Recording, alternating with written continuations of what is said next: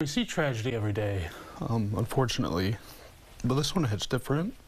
Davin Eshelman and his partner Julie Purick had been in their AMR ambulance a block away from Kodak Center when the attack happened.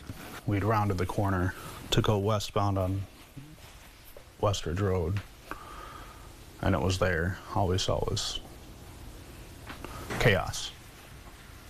Chaos and fire is what we were met with. A man had taken an SUV loaded with gas canisters filled with gasoline and drove it towards the crowd, but instead hit an Uber, killing its two passengers, Josh Orr and Justina Hughes, and a pedestrian, Dawn Rivette. The impact injured others and sent up a torrent of flames. You know, we're trained to kind of shut off really the human emotion in that moment, so you can prioritize what do I need to do.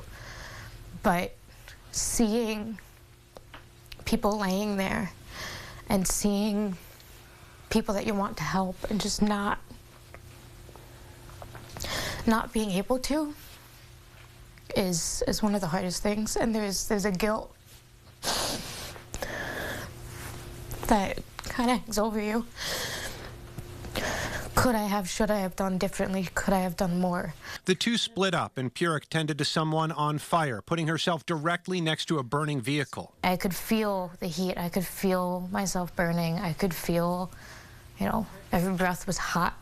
But I was so focused on what needed to be done and trying to get that person away that I didn't get myself away soon enough. Purick would spend days in the ICU being treated for respiratory injuries. I don't know that I'll ever be back to where I was, but I can do my job and I can live my life, and that's what's important. Both Purick and Eshelman were eventually contacted by Justina Hughes' mother, Carrie Roach, who had been helping to connect those involved in the tragedy. That group has been meeting and talking ever since. At first, I was hesitant when Carrie reached out, only because it is a new concept for me. Meeting the families, meeting the other victims. But I'm glad I did. Back on the job, Purick and Eshelman are busy again, handling multiple cases a day, knowing there will always be one that stands out from the rest.